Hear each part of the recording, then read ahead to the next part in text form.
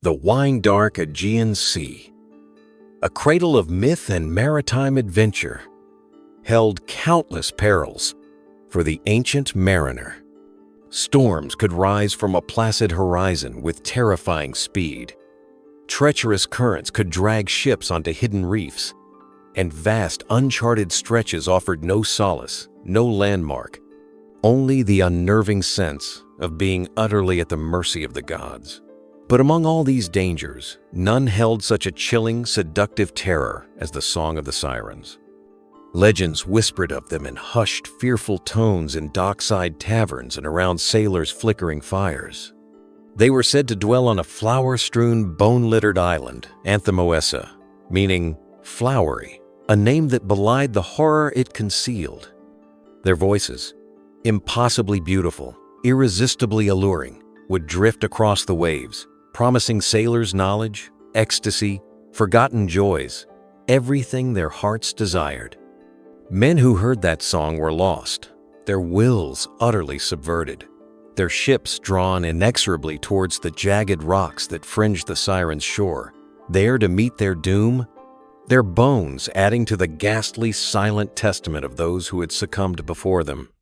The discovery, for any ship veering too close to the Sirens' domain, was not of land or safe harbor, but of this overwhelming preternatural song. It would begin faintly, a distant, ethereal melody carried on the breeze, weaving itself into the creak of the rigging and the sigh of the waves. Then, it would grow clearer, more distinct, taking on the cadence of human voices, yet possessing a beauty no mortal throat could produce. It promised an end to toil, a forgetting of sorrows, an embrace of ultimate bliss. Seasoned sailors, men who had faced krakens and survived Poseidon's fury, would find their hands inexplicably turning the tiller towards the sound, their faces rapt, their eyes glazed with a fatal enchantment. The stakes were absolute. To hear the siren song was to court certain death.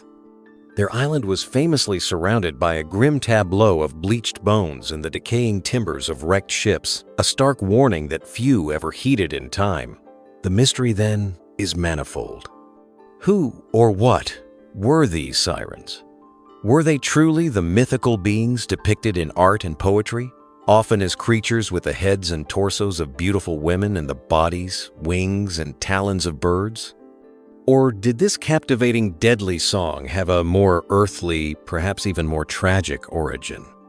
Our investigation into the Whispering Rocks begins by questioning the literal interpretation of the myth. While ancient Greek mythology is replete with fantastical creatures and demigods, the sirens hold a particularly potent place in the maritime psyche, embodying the ultimate lure, the fatal temptation that lies just beyond the horizon. One of the most compelling initial lines of inquiry leads us to the very nature of their song and its effect. Could this irresistible melody have been a product of natural coastal acoustics? Imagine a series of uniquely shaped rock formations, sea caves, and cliffs along a treacherous stretch of coastline. Wind whistling through narrow crevices, waves crashing into hollowed-out chambers, the amplified cries of seabird colonies. All these natural sounds, under the right atmospheric conditions, could combine to create complex, eerie, and perhaps even song-like auditory phenomena. To sailors already stressed by long voyages, poor nutrition, dehydration, and the constant threat of danger, such sounds, distorted and amplified by the sea and their own heightened imaginations, could easily be interpreted as supernatural voices. The human mind crawls for pattern, for meaning, and in the absence of clear understanding, it often defaults to the magical or the monstrous. The discovery of such a place by ancient mariners would have been terrifying. A ship, perhaps already struggling with currents, or navigating a foggy, unfamiliar coastline, hears these strange, flute-like or voice-like sounds emanating from a rocky shore. Drawn closer by curiosity or a desperate hope for land, they find themselves ensnared by hidden reefs and treacherous shallows, their ship breaking apart. The survivors, if any, would return with tales of enchanting, deadly voices luring them to their doom, the whispering rocks becoming the Sirens' lair. The bones of previous victims would only confirm the supernatural malevolence of the place. Environmental forensics, in a modern context, might involve acoustic analysis of such coastlines, mapping wind patterns, and studying the geological formations to see if such natural songs could indeed be generated. Historical investigation would look for patterns in shipwreck locations, correlating them with coastlines known for unusual rock formations or strong seabird populations. Another, darker and more human-centered theory posits that the Sirens were not mythical beings at all, but desperate, perhaps outcast, women living in isolated coastal communities. In a harsh ancient world, women who were widowed, exiled, or otherwise marginalized might have been forced to resort to extreme measures for survival. Could they have deliberately used songs or even just deceptive lights and calls to lure passing ships onto known hazards, hoping to plunder the wreckage for food, goods, and materials? Their songs in this interpretation would not be magically irresistible, but rather a cunning exploitation of sailors' loneliness, their hope for rescue, or their simple desire for female company after months at sea. The flowery meadow described as the Sirens' home, littered with bones, takes on a chillingly practical aspect in this light. It's not a magical bower, but a grim charnel ground, the result of their desperate, predatory existence.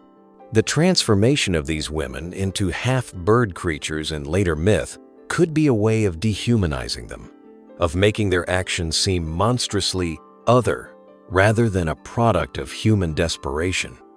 Or perhaps the bird aspect originated from their high cliffside dwellings, or from their use of bird-like calls as lures, or even from the flocks of scavenging seabirds that would inevitably gather around shipwreck sites. Consider the plight of such women. Isolated, perhaps living in fear themselves, their songs might have begun as calls for help or signals to other isolated groups. If a ship, misinterpreting these calls, then wrecked nearby, the discovery of provisions could have turned desperation into a survival strategy. Over time, this could evolve into deliberate luring. The initial encounters would have been terrifying for the sailors involved, and their tales, embellished with each retelling, could easily transform desperate human women into monstrous supernatural entities. The decision to fight this peril, for heroes like Odysseus, was one of pure survival and leadership. He, famously, wanted to hear the Sirens' song, to experience this legendary, fatal beauty, but not at the cost of his life or his crew. His solution: to have his men plug their ears with beeswax and to have himself tied securely to the mast of his ship, able to hear but not to act on the song's compulsion, is a testament to his cunning and his willingness to confront danger head-on, albeit with careful preparation. This episode from the Odyssey provides a crucial protagonist for our investigation.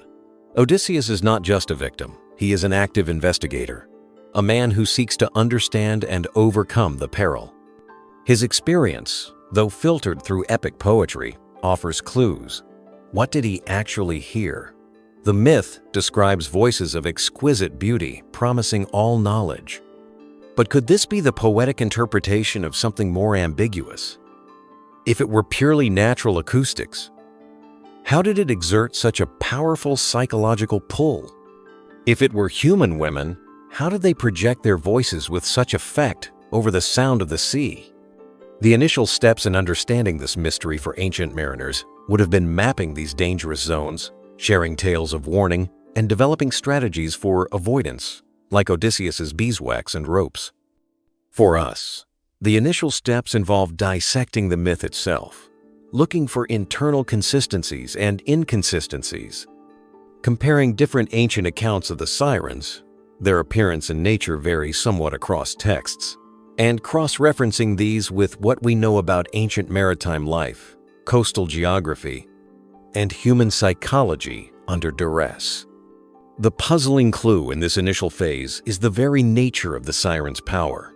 It's not brute force, like the Cyclops, or overt monstrosity. It's seduction, illusion, a power that works on the mind, on the deepest desires and weaknesses of men. This psychological dimension is key. We're sailors, often far from home for extended periods, deprived of companionship, suffering from malnutrition and the psychological stresses of a perilous voyage, simply more susceptible to auditory illusions or to misinterpreting ambiguous sounds as something desirable, something that promised an end to their hardship. The song might not have needed to be perfectly beautiful or coherent. The sailor's own desperate mind could have filled in the blanks, transforming the shriek of a seabird or the moan of wind through rocks into an irresistible invitation. We are left with a profound enigma. The Sirens' Island lies ahead, a place of legendary beauty and certain doom. The accounts of their fatal allure are too numerous, too consistent across ancient sources, to be dismissed entirely as mere fancy. Yet, the literal image of bird women singing sailors to their deaths strains credulity. The stakes are clear. To understand the Sirens is to understand a deep-seated fear in the ancient maritime world and perhaps to uncover a forgotten truth about human desperation, the deceptive power of nature, or the way our own minds can construct terrifying realities from ambiguous whispers. The journey to unmask the Sirens' call, to look beyond the captivating song and see what truly lies on those bone-strewn shores, has only just begun. The whispering rocks hold their secrets tightly, and the echoes of that ancient, deadly music still resonate, challenging us to listen more closely. The legend of the Sirens, those enigmatic beings whose irresistible songs lured sailors to their doom, presents not a physical battle for heroes like Odysseus, but a grueling internal fight against an almost overwhelming psychological compulsion. For those of us attempting to unravel the historical and environmental clues behind the myth, the fight is an intellectual one, a meticulous sifting through ancient texts, archaeological possibilities, and scientific theories to separate plausible origins from poetic embellishment.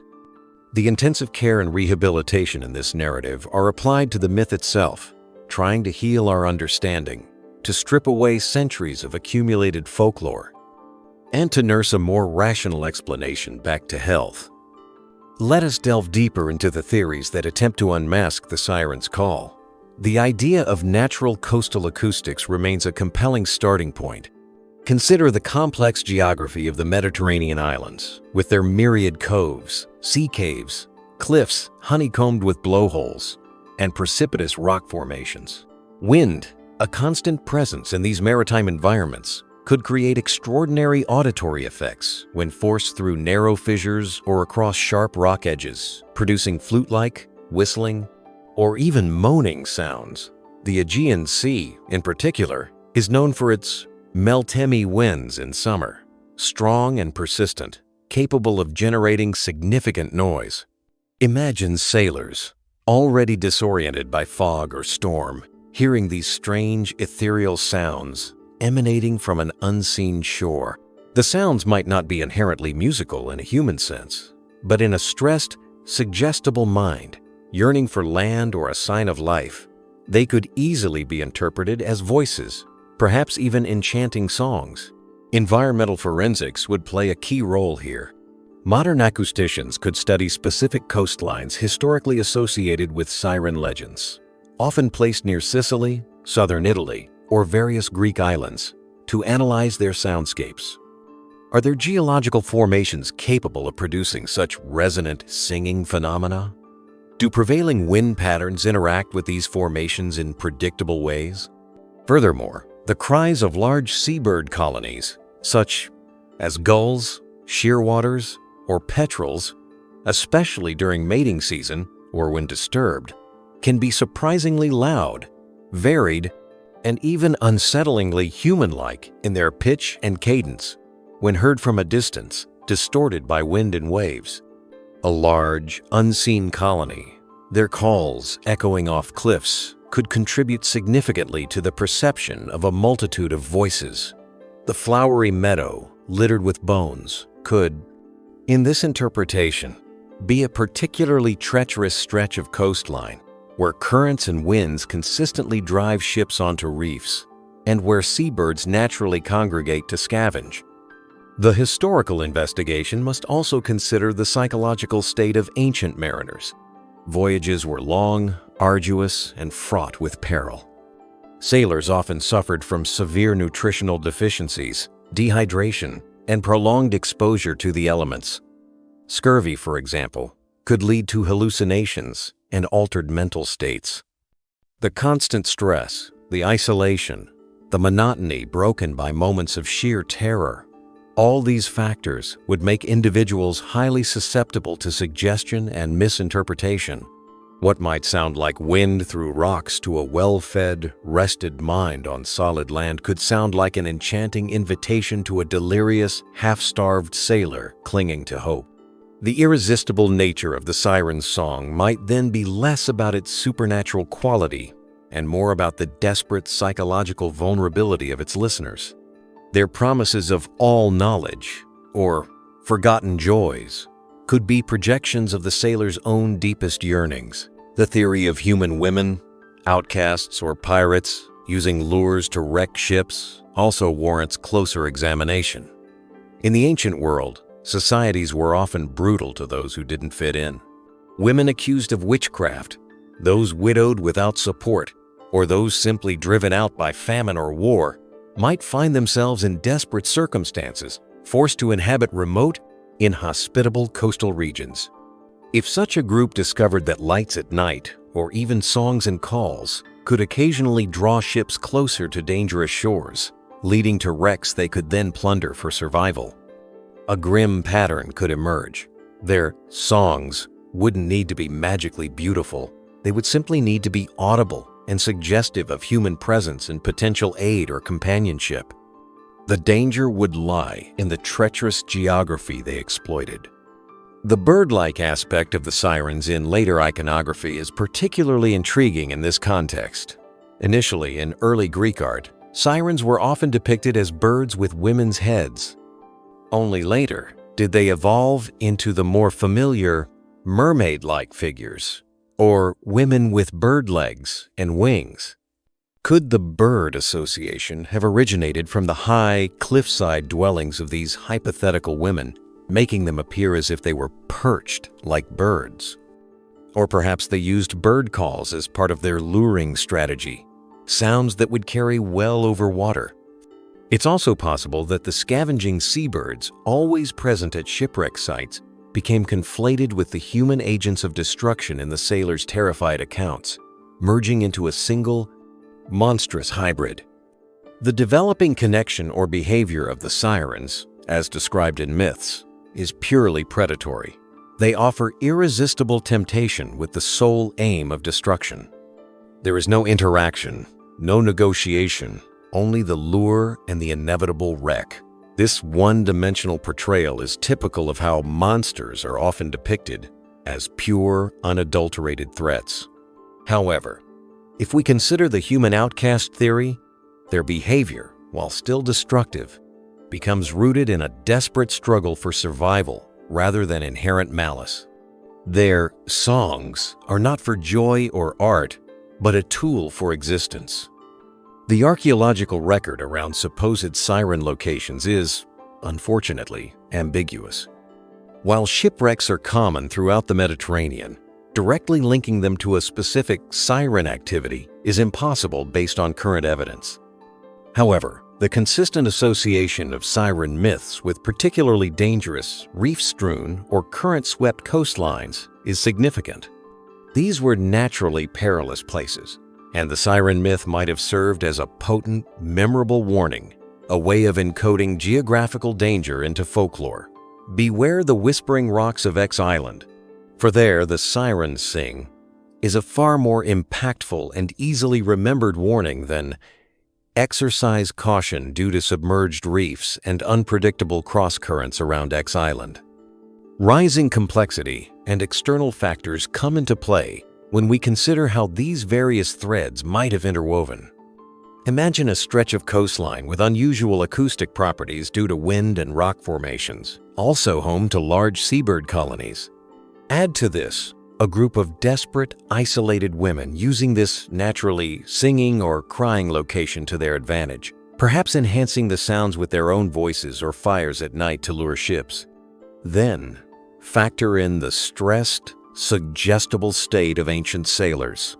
The result is a potent cocktail for the creation of a terrifying, supernatural legend. A shipwreck caused by natural hazards and human cunning could easily be attributed entirely to the magical song of monstrous birdwomen. The clues are therefore not just in the ancient texts, but in the very landscape, in the biology of seabirds, in the psychology of stressed humans, and in the socio-economic realities of marginalized communities in the ancient world. The myth of the Sirens likely isn't a single, simple story with one origin, but a confluence of multiple factors, each contributing a layer to the legend. Consider, for instance, the detail that the Sirens' song promised knowledge. This is a particularly powerful lure. In an age of limited information and vast unknown territories, the promise of secret wisdom, of understanding the mysteries of the world or the future, would be incredibly tempting. This aspect might have been an embellishment added by poets and philosophers, transforming a cruder tale of shipwreck into a more profound allegory about the dangerous allure of forbidden knowledge or overwhelming beauty. As our investigation deepens, the grueling fight becomes one of carefully disentangling these threads. Did the myth of birdwomen predate the stories of their deadly songs? Or did the songs come first, with the monstrous form developing later to explain their power? How much was genuine misinterpretation of natural phenomena, and how much was a deliberate folkloric encoding of real-world dangers or even human predatory behavior? The Sirens, in their enigmatic silence beyond their captivating song, offer few direct answers, forcing us to become historical and environmental detectives, piecing together a forgotten reality from the echoes of their legendary call. The truth behind the Whispering Rocks is not just about what the sailors heard, but about what they saw, what they experienced, and what their deepest fears and desires led them to believe. The climax of any encounter with the Sirens, as depicted in mythology, is almost invariably tragic. The irresistible song, the doomed approach, the splintering crash upon the rocks. For heroes like Odysseus, who famously survived by being tied to the mast while his crew's ears were plugged with beeswax, the climax was his ability to hear the song's profound beauty and its promises of ultimate knowledge, yet resist its fatal allure through foresight and binding restraint. This act of controlled exposure, of experiencing the temptation without succumbing, is a powerful metaphor for navigating life's most dangerous enticements with wisdom and self-control. But for our investigation, the climax lies in synthesizing the various theories and reaching a plausible understanding of what the Sirens truly represented. The resolution to the Sirens' mystery is unlikely to be a single, definitive answer, but rather an acceptance of a multifaceted origin where natural phenomena, human behavior, and psychological factors likely converged to create this enduring legend. Let's consider the most compelling evidence. The persistent association of Sirens with specific, geographically treacherous locations across the Mediterranean cannot be ignored. These were real places where ships genuinely did wreck with alarming frequency. The myth, in this sense, acted as a powerful, culturally embedded warning system. The song became a personification of the inherent dangers of these coastlines, the hidden reefs, the unpredictable currents, the sudden squalls. The theory of natural acoustic phenomena combined with seabird calls gains considerable weight when we consider the descriptions of the Sirens' voices. They were often described as beautiful, yet unsettling, capable of inducing a kind of trance or madness. Wind whistling through intricate rock formations can produce surprisingly complex, flute-like, or moaning sounds. Large colonies of seabirds, especially certain species of petrels or shearwaters, which nest in burrows and can have eerie wailing calls, could, when their cries are amplified and distorted by cliffs and sea caves, contribute to an overwhelming and disorienting soundscape. To sailors already on edge and perhaps disoriented by weather or fatigue, these combined sounds, echoing from an unseen shore, could easily be perceived as an enchanting, otherworldly chorus. The bones of sailors littering their island could simply be the tragic, accumulated evidence of numerous shipwrecks in a naturally hazardous area, with scavenging birds and coastal predators contributing to the grim scene. The human element, the possibility of desperate outcast women using these locations and perhaps their own voices to lure ships, adds another layer of chilling plausibility. Historical accounts from various maritime cultures include tales of wreckers, people who deliberately lured ships onto rocks to plunder them. While not as commonly attributed to women in the Greek context, it's not an impossible scenario, especially for marginalized groups pushed to the fringes of society.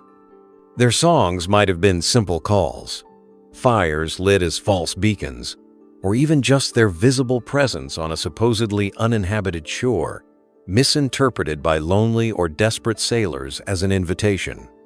The transformation into monstrous bird women in later folklore would serve to further demonize these actions and distance them from understandable human desperation, elevating the tale into the realm of supernatural horror. The psychological state of the ancient mariner is a crucial piece of the puzzle. Long voyages, isolation, fear, poor nutrition, and the vast emptiness of the sea could easily lead to suggestibility, auditory hallucinations, or the misinterpretation of ambiguous stimuli. The Sirens' song, promising knowledge, pleasure, or a return home, would tap directly into the deepest desires and anxieties of these men. Their irresistible nature might have been less about the song itself and more about the sailor's own internal state, his mind desperately seeking meaning or solace in the strange sounds drifting from shore. The legend, then, becomes a powerful metaphor for the internal battles fought by those facing extreme isolation and hardship, the temptation to succumb to illusion, to abandon caution for a fleeting promise of relief. The evolution of the Sirens' depiction in art and literature also offers clues. Initially, they were more bird-like, perhaps reflecting an earlier association with soul birds or chthonic deities. Over time, their human attributes became more pronounced, their allure more explicitly feminine and seductive, reflecting changing cultural anxieties and interpretations. This shift suggests that the myth was not static, but adapted and reinterpreted by successive generations, each adding new layers of meaning. The forbidden knowledge aspect of their song is particularly significant.